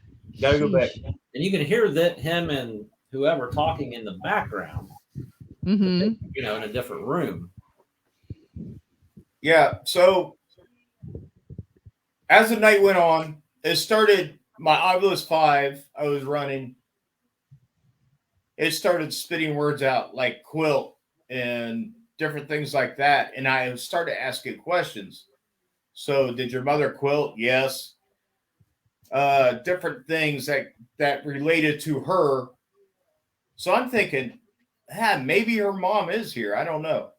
So through the night, things started getting weird. Like stuff over the spirit box was just nasty. I mean, just words that you're just like, what? Yeah. It got bad. This is not right. Something's not right here. Yeah, right. Yeah. So plus she had bruises all over her body. She showed me pictures. Really? Bruises on her stomach, her back, and her legs. Oh my gosh, that's horrible. Yeah. And so you look in the bedroom, and I said, apparently you don't sleep in the bedroom, because she had clothes piled on her bed almost to the ceiling. And she's like, no. She's like, I sleep out on a couch. And I was like, okay. You would think, okay, your mother's not going to do that to you, for one. And so you would know if something's good or if it's bad. I mean, even if you get it on an EVP and the person's able to listen to it, they can recognize the voice of their deceased loved one. I mean, that they sound the same in death as they do in life, but that shit didn't sound human at all. No. But so we asked her, so you've been playing with Ouija boards or whatever. She's like, nope, never touched it, whatever. So what did she do? She shows one of my guys some Ouija board stuff and whatever else. She got caught up into something she couldn't get out of, I think. So. And she told you she wasn't messing with anything. Sure. They're gonna lie. They're gonna lie to you. But so I went home and started listening to evidence. And then what I heard, it tried to disguise itself twice. It tried to disguise itself as her mother. Then it tried to disguise itself as a little kid. Which usually they do, the little kid thing. So yeah. Listening to the voice, I was like, it's a Latin language. What it says, I have no clue. I heard it was. Oh, okay. I was told it's a Latin language. So I listened to the rest of it, and I'm like, that's not her mother. In the same voice in her bedroom, you could literally hear this voice say, I hate you. Ooh. Yeah, that was in her bedroom. So yeah, I wouldn't sleep in there either. Creepy. But so we got a hold of demonologist. Demonologist said that's not human. It was never. He's like, you need to go back in that house to see if this was ever human. You have to ask questions like, what color is the grass? What color is the sky? What yeah. So what does this taste like? What I can't remember the questions they had me go in there and ask, but I went in there for about 5 hours and I couldn't draw it out. She ended up moving up. She left, and I haven't heard from her since. No, I feel bad for the person that moved in there next. Yeah. I don't even know. I don't even know if a house cleanser could rid whatever it was. I think it takes an actual exorcism for something like that. Yeah. So You know? it was that one was really crazy, and luckily everybody came out of it unscathed. Nothing followed anybody home, whatever. Thank God. Yeah. The second time we absolutely got no responses whatsoever. So Speaking of following home, do you do anything to protect yourselves? Like I have my protective bracelets that I faithfully wear day in and day out because I don't want to bring anything else home with me. It's happened to me in the past already, and I was not happy about it. And then I have my Kinseed pendant, and then whenever I go into an investigation, I put the protective oils on, and you say the prayer before you enter, and tell them they can't come home with you before you leave. So that's my little thing of ritual. What about you? Typically, that's about all I do is just tell it, it can't come home with me. Don't follow me home. And I've never had. Well, my wife will claim something has followed me home, still in our house. But as far as I know, I've never had anything really. We've had experiences of sleep paralysis. My daughters and I, when I brought something home, and sleep paralysis is not fun at all. It's scary as shit. I mean, it really is scary. You wake up and you can't move, and you know that and it's in your head, and you're trying to scream and you can't talk, and it's like, oh my God. So sure. The next day I found myself with the sage going all over the house and the salt on the outside. But I said, I'm not going to let this happen again. So ever since then, I've taken the precautions, and thank God I haven't brought anything home with me. But it's not fun. So if your wife said she's got something there, believe her, because she did. Crystals. I didn't research. Oh, good. Crystals. Good. Yeah. Yeah. So, which I haven't been anywhere really to take them with me yet, but she wants me to take them next time we go. Yeah, like the bracelet that I wear, it's a unisex bracelet, and it's good for a guy or a girl, and you just wear it, and you could just wear it when you go on an investigation. I wear mine all the time, day in and day out, because of the medical help it offers as well. But it's nice to know that you have that extra protection when you're going into an investigation, just to be on the safe side. And I'm not. Like I said, I've only been on the team 2 years. Almost 2 years. A little over 2 years. You might be right. About 2 years. And so I'm not that familiar with that part of it. Mm-hmm. I'm trying to get more educated with it. There's a couple people from other groups that I talk to that know about that stuff, and how to protect yourself, and so they've given me some pointers.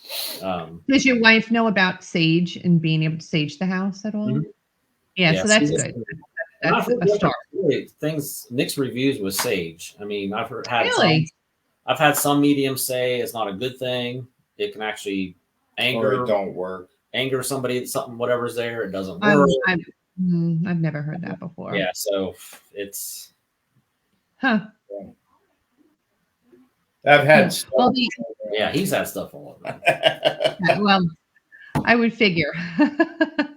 They seem to follow you. They do. That's when he just calls the medium that used to be on his team and say, "Hey, get rid of it." So she could do stuff remotely. Yeah.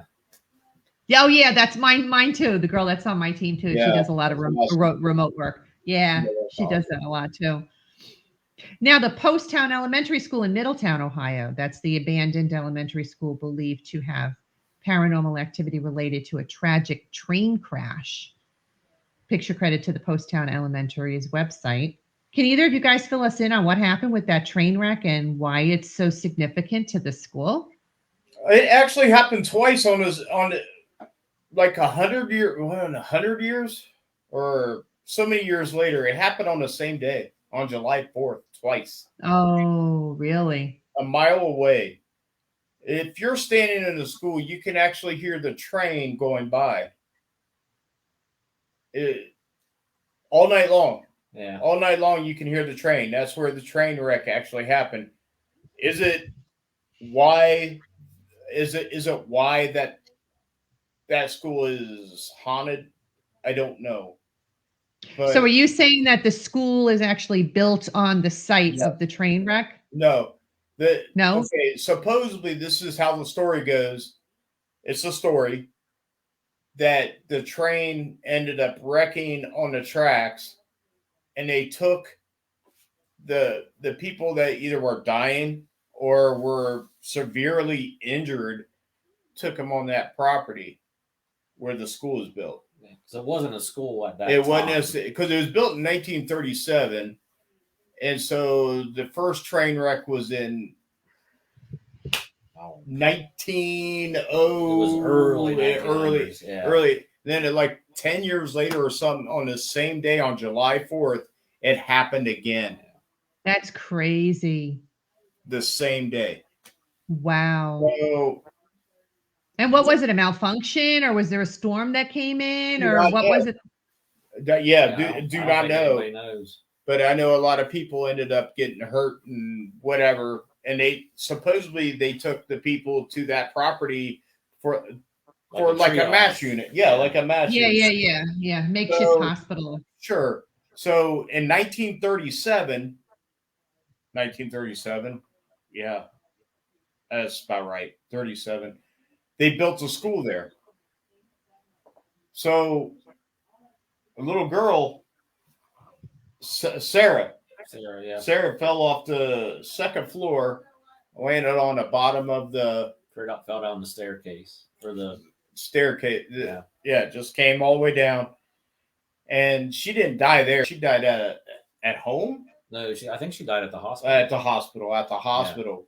So she didn't die there, but you could hear little kids in the hallway.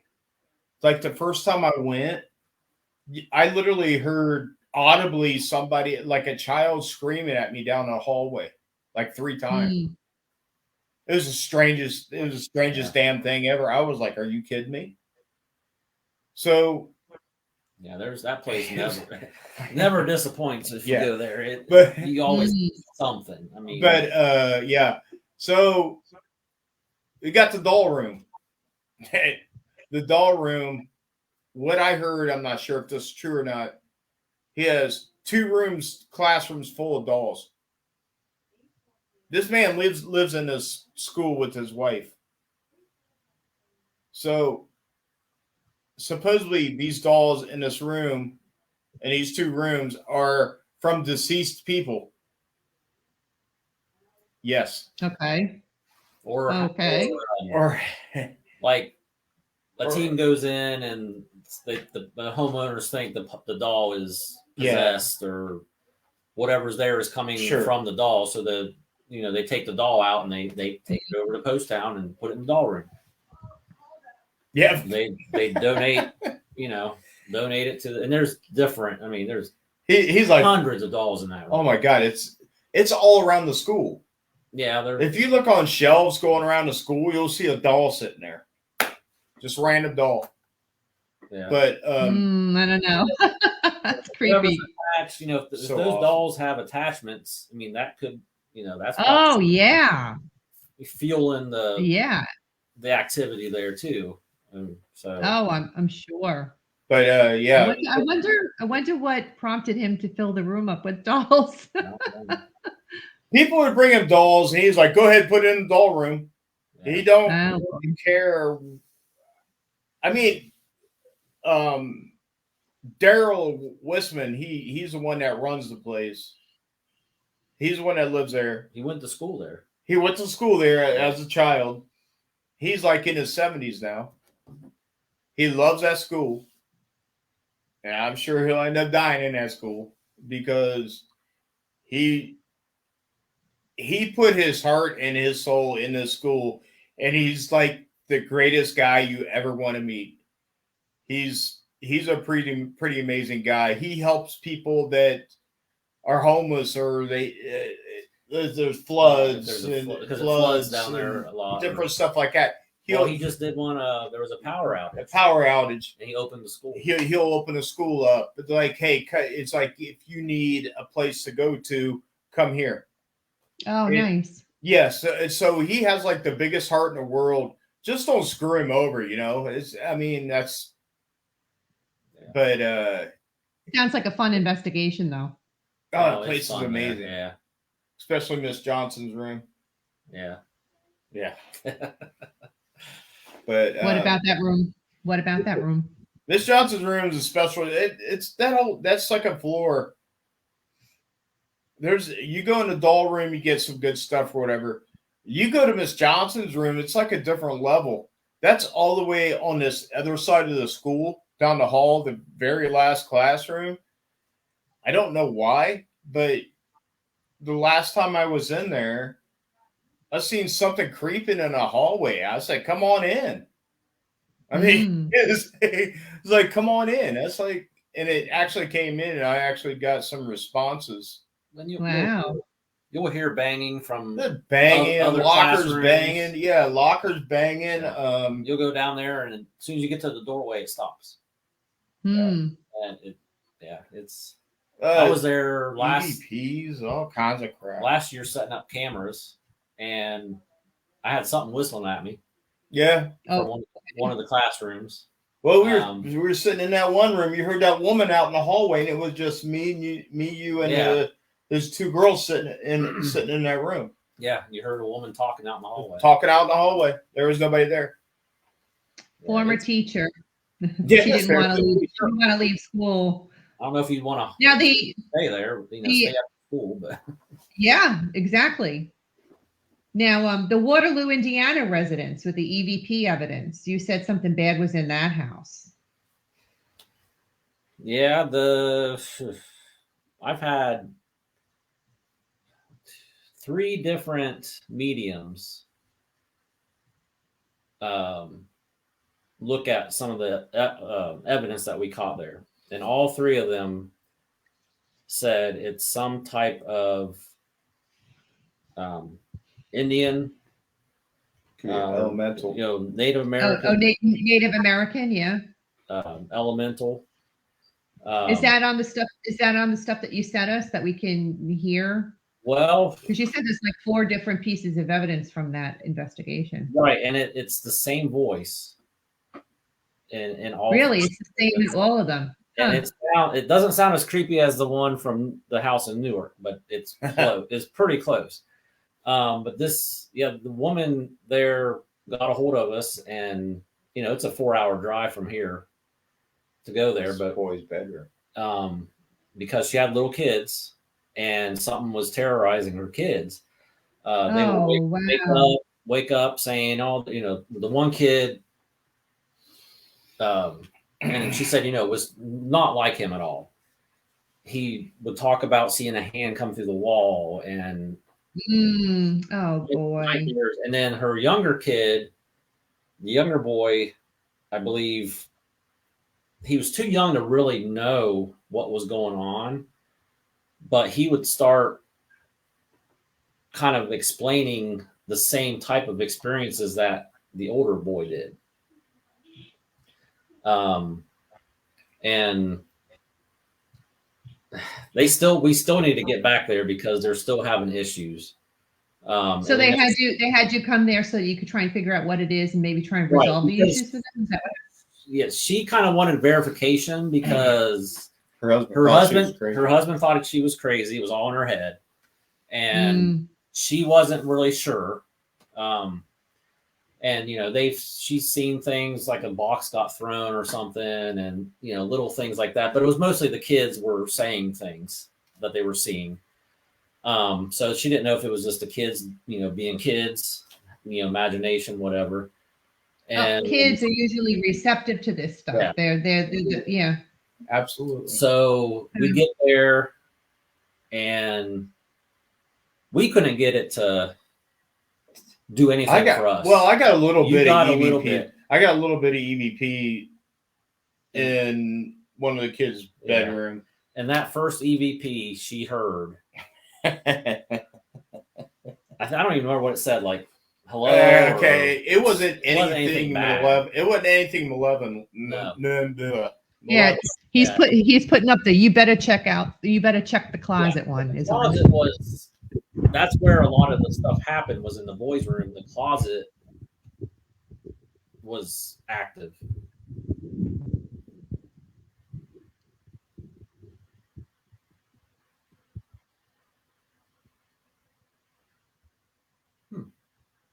I can't hear anything. I can't either. Don't Oh, there it need, is. There you go. don't need to deal with this kind of stress, anxiety. And it's talking It's over her. me. We actually sent her in the room. Don't need to deal with this kind of stress, anxiety. I mean, that's what we think it says. It's me. Yeah. But So she's speaking. yeah, we sent her in the room with a recorder because we couldn't get anything out of it. And she's the one that caught all the EVPs I sent you. But the one that he caught when we first got there, she heard that, and it took us an hour and a half to calm her down. I mean, she was having a full-blown panic attack. Well, it came to the point where me and her are arguing. Yeah. Like, listen, we're here to help you out. Nobody else can help you out except for us right now. Well, so I mean, it was and because she was getting like defensive towards it, because Well, that's not going to help the situation because any. it was going towards, she didn't want her messing with her kids, which I understand, but you can't say you're gonna kill it, for messing with your kids. Yeah. Like her husband, by the time we left that night, her husband was apologizing to her because he heard all that. He finally believed her. Yeah. Well, I mean, when I first walked into the house, okay, it's like I've been doing this. I've been to so many places. I've been doing this for so long. The first thing I noticed when I walked in the house, because I always check out the people that live there. The first thing I noticed was seeing her standing over a can of beer and a bottle of wine sitting on the counter.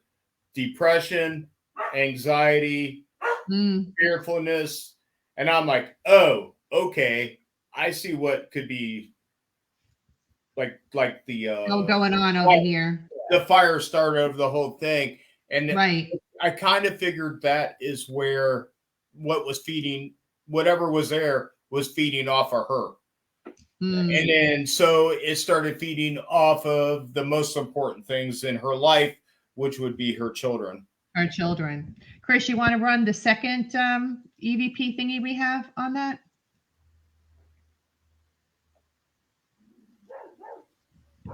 No, that's not it. Not woof woof. Yeah. I'm trying to find it. I think I do have it. It says another EVP from the Indiana boys' room. Yeah, I think I have it. Hold on. And we caught a couple SLS hits on there. I mean, we did. Yeah, in the boys' room. That's where it was mostly at the closet, coming out of the closet. Well, it was the boys' bedroom. Yeah, it was like anywhere else in that house was cool, but it was the boys' bedroom. It was focused in their room. We were catching SLS footage in the boys' bedroom, but nothing else around the house. And then she goes in there with the digital voice recorder, and it started talking to her. Huh. It wouldn't talk to us. Yeah. It wouldn't talk to us. Just to her. Yeah. I mean, like I said, I got a little bit, but it's not like what she got. Right. What she got it was like another part of her. Yeah. And we did find out that where they live is it's old. It was old Indian ground. It was actually the watering hole. It was a swampland. Swampland. This is stuff that she found.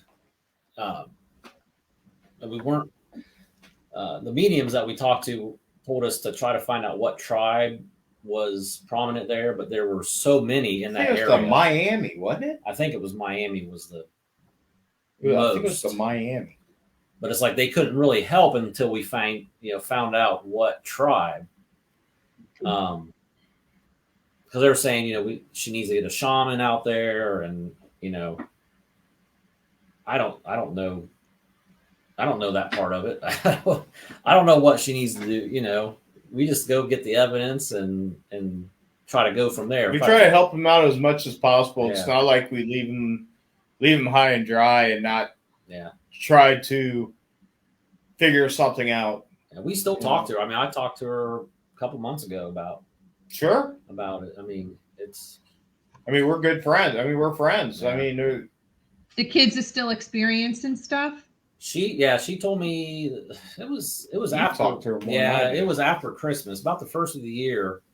Her kid started talking about, or he drew a picture of like a dead person. Oh, okay. Yeah. And that kind of freaked her out. Yeah, I'll bet. Because I think he's only like 5. Yeah, he's young. Here's another one of the here's another one of the thingies coming up.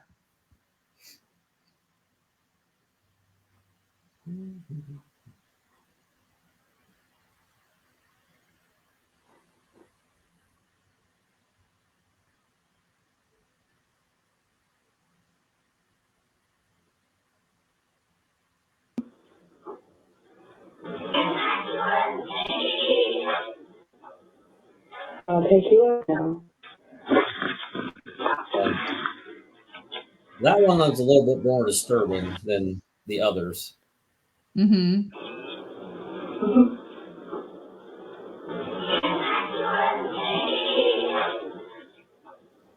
I'll take you up now.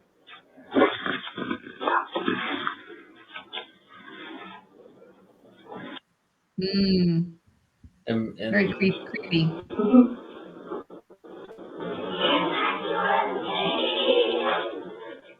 And to us, we think it says we like your pain. We like your pain. Which would make sense. Yeah. It makes a lot of sense. Like I said, walking in there, you see all kinds of stuff going on with that individual alone. Don't get me wrong, I'm not a doctor or anything, but when you walk in there and you see somebody hovered over a beer and a bottle of wine, you're trying to figure out what's going on. And then she ended up telling us that she has depression and anxiety and high anxiety. Yeah, high anxiety and all kinds of stuff. So definitely something for them to latch onto. Sure. And they like to feed off of her. And I told her, I said, whatever's here with you is feeding off of you, off of what you got. And sure enough, that pretty much documents what it wants to do. Probably 90% of the home investigations we've done will have some sort of anxiety issue or depression. And they make it to where they can manifest their own spirit, possibly to make it just like them, make their life terrible. Well, you got to let them know. You got to change your ways. You need to get help. You need to look at life better than what you're looking at it now. You got to be more happier in life, or this will come back. Well, and this like this possible case that we're going to have, if he gets back to us, that the guy, he thinks there's something demonic. He did tell us that his daughter suffers from bipolarism, and they just found out she is, I think he said it's low on the spectrum, but of autism. Oh, okay. And they're very sensitive too. Yes, something else that that stuff is attracted to.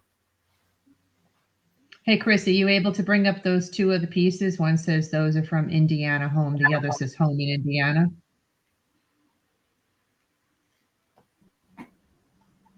I couldn't be able. Let's see. You seem to have gotten a lot of stuff from that. Yeah, those are just the best ones. I mean, we had some other. I don't have the other two. No. The other you don't? Stuff that you can't make out. No. You know. Okay. Yeah. You don't have the other two. What are you trying to say? I got a steel picture. I told you. I said, "Hey, Bill, the video didn't work." Yeah, I don't know why. He's sending you pictures when he's supposed to be sending videos. And I'm usually good at that. Maybe I do. But Okay, maybe I get that. All right. He says he thinks he has one. Okay. Let's see.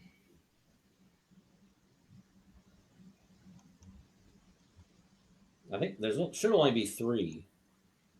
3. Yeah. Yeah, then I do have one more.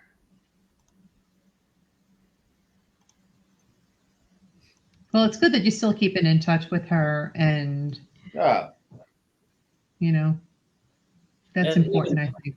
Even the one in Mansfield, I'm actually working on sending them a video of stuff that we've caught. Oh, good.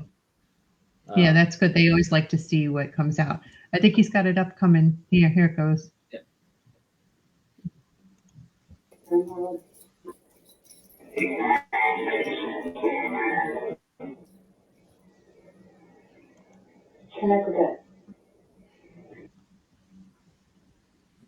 Gotta play again.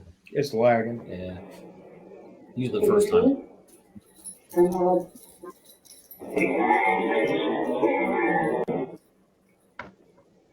Yeah, see, it's the same voice. Mm-hmm. But that one's harder to make out what it's saying. What did you think it was saying? Something behind her, or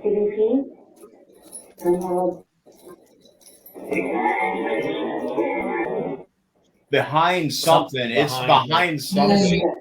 She's pointing out that she had a REM pod and the EVP or the digital voice recorder. So she was pointing out where the stuff was, trying to get it to Mm-hmm. Touch the REM pod or whatever. So she's kind of, going around the room and pointing where things are, and then it says something about being behind something, you or behind her, or it was hard. It was very hard to hear the last part of what it was trying to say. So, yeah. But it's Well, how long were you guys there that night? 3 a.m. 2? Oh, wow. Well, about 3 or 4, because we actually 3 or 4 because of her whole meltdown. We didn't get started. Yeah, that's right. She did melt about down. 9 o'clock. So yeah, we investigated for about probably 6 hours. 6 hours. Yeah. Which that's wow. Normally, if it's I would say 6 hours is probably like average, 4 to 6 hours, depending on what comes out of it. So yeah, if nothing's going on, we try not to overstay, but right. Well, this has been an extremely interesting evening. You shared so much. I really appreciate that. Thank you guys. Thank you so much for sharing your night. I'm so grateful to you for opening up as you did, and for your excitement and the enthusiasm about the show and the interview. It was a lot of fun. I'd love to have you back again sometime. Absolutely. Absolutely. All you got to do is message us. We'll definitely do this again, Eleanor. Great. Thank you so much. And for sharing all that footage. That's great. But now, you can tell people where they're able to go to, once again, if they want to watch and listen to what you produce. We have a Facebook page, which it's Newark Paranormal Society. Most of the stuff is the name. Except for Twitter. Newark Paranormal 1. Well, I think the 1 is the L. Is an L? I think so. I don't do the Twitter thing. So. I do Twitter. I love Twitter. we have TikTok. We put TikTok, we put videos Instagram. on TikTok and Instagram. But yeah, just what is it? Are you paranormal? What are you? Newark Paranormal Society on TikTok? Yes. Yep. Okay, that's correct. Look for you there too.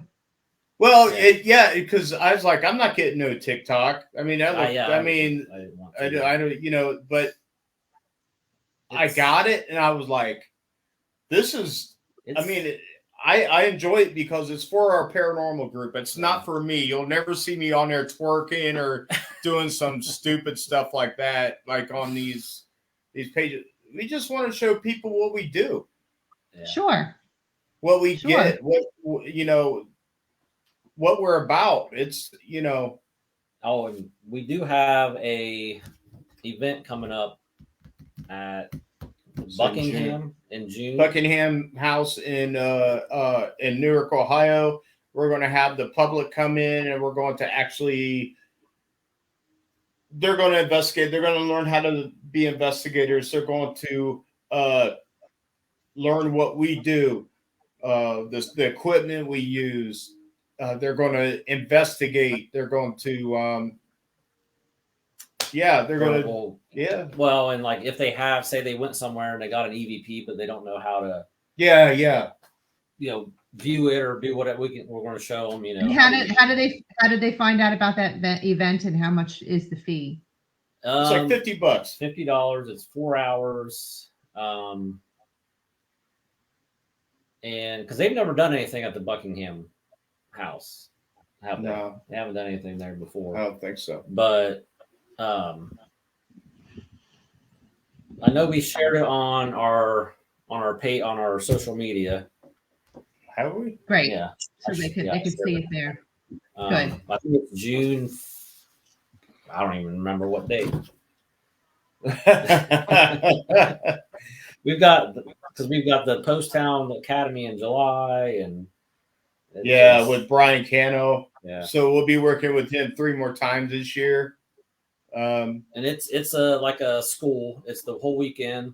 Right. You get to spend a night at Post Town. Yeah, that's $379. $375 for 2 days. For 2 days, you can investigate as long as you want to for 2 days. But Mm-hmm. Brian and Beth, the media, Beth Deering, they have some classes that they've set up for different. I don't know. It's like lectures and workshops and stuff like that. We did a workshop last time, and they had a really good time. They actually learned how to put it. Like, actually, I thought I had it on my. I guess it's over there. Let me get that box. Yeah, we taught them how to make motion sensors. Oh, okay. Yeah, we taught them how to make these. Basically, it's just a regular motion sensor. It just goes off, and it's just. What I don't even know if there's a battery in there. Might be. I don't know. I don't know. But yeah, they get.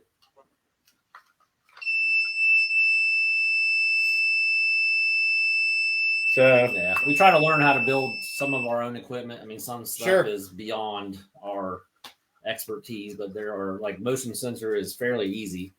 Mm-hmm. Yeah, because the equipment's like outrageous these days. So so you kind of if you can make it on your own, then you're better off, right? Cheaper. Yeah. Yep. Well, like the SLS camera, I made my own. I took my kid's Xbox Connect camera, and pretty much you take it and you plug it in. You buy a special adapter for it, and you plug it into a tablet. It has to be a Windows tablet. Windows 10. Download the software for the Connect, and that's it. Yep. There you go. Wonderful.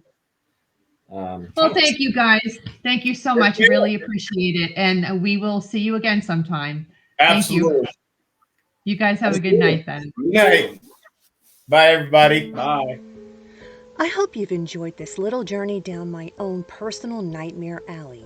If you're one of those people who experiences the paranormal and has stories of your own you've been filing away over the years, I want to hear about them. And if you're a part of a paranormal investigative team, even better. I'd love to have you on my show. Got a questionable photo? Send it in. Would love to have an open discussion here amongst the professionals. Reach out to me at author Eleanor Wagner at gmail.com. Enjoy our soundtrack music, Headless Horseman by Alexander Nakarada, promoted by freestockmusic.com. And thank you, Techie Chris. We couldn't do it without you. Picture of my books, if you could put that up there, Chris. If any of you are interested in reading any of my books, you can find the links to them on my website, authoreleanorwagner.com. I write about the history of the town and location, add the paranormal story to the mix, and finish it all off with photos and evidence. Chris, do you have that picture to put up? Get out.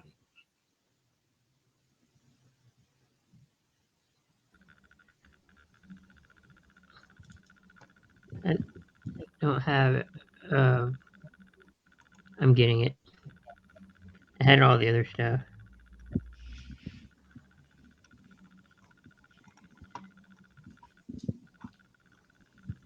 I have it now.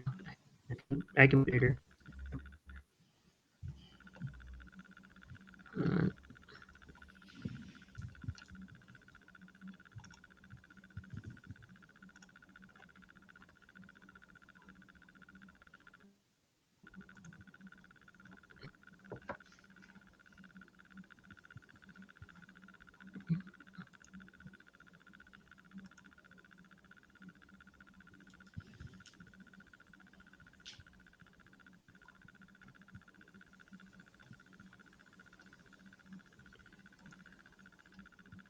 I have it.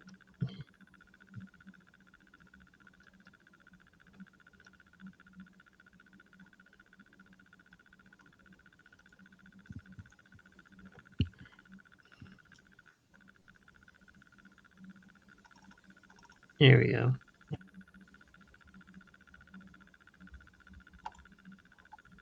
Yeah, there are the books. You can get them at authoreleanorwagner.com. And if you're looking for some protection from ghostly attachments, the Lady Ghostbuster unisex bracelet is the perfect thing. I have a picture of that one too, Chris. Yeah, sorry, my computer's lagging.